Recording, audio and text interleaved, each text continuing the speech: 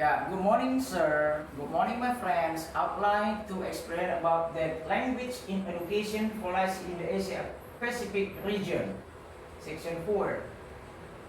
Now, there are three factors: national identity, linguistic diversity, the goal of human resource development. There are four factors in language policy in education. There are three: national identity, linguistic diversity, human resource development. Now, emphasis of national language, role of national language, primary medium of instruction in schools, fosters nationalism and unity, standardized education, facilities administration. What's the effect of national language on education? There are four: advantages for speakers of the national language, difficulties for minority language groups, potential marginalization of regional language. Example from Indonesia. Indonesia as the teaching medium, regional language as the national subject.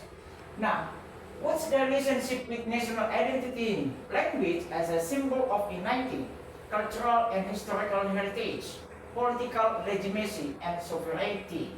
Now, human resource development, language supporting development, enhanced access to education, development of communication competencies, expanded economic opportunities, fostering innovation in development. What's the purpose of teaching additional language? Yeah, there are four: economic interest, academic purpose, diplomatic goals, socio-cultural interest, enhancing global connectivity. What's the implementation models for additional language? There are four: bilingual approach, mandatory curriculum, language immersion group programs. They are focused improving language fluency.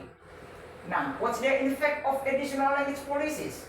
Increase access to global universities, enhance international employment opportunities, barriers for groups with limited resources, influence on local language usage, strengthening and weakening. What's the central role of English?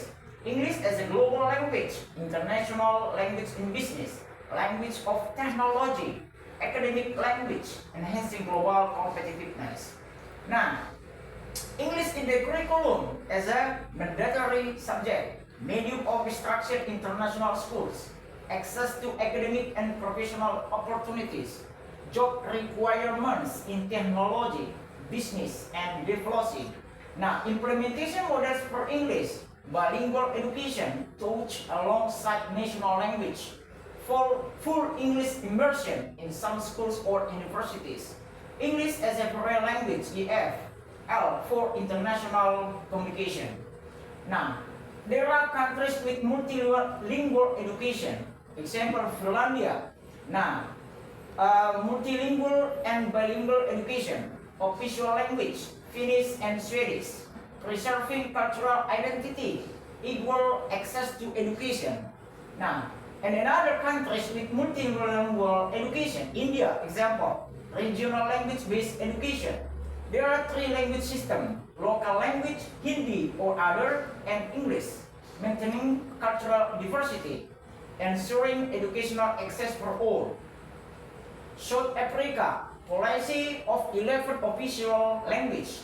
School choose instruction medium based on local community, respecting linguistic rights. English remains dominant in higher educational and professional fields. Philippines, mother tongue-based multilingual education. Mother tongue as instruction medium in yearly grades. Filipino and English learning after a few years. Next. Spanish, Spain, support for regional language. Catalan, Basque, Galician, education in regional language alongside Spanish. Encourages local cultural identity. Local governments support preservation of local language and cultures. Now, so the conclusion of that, language curricula becoming more globally oriented.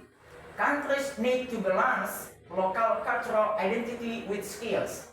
Future language policies, multilingual technology based on more flexible. Strategies must be adjusted to keep language education.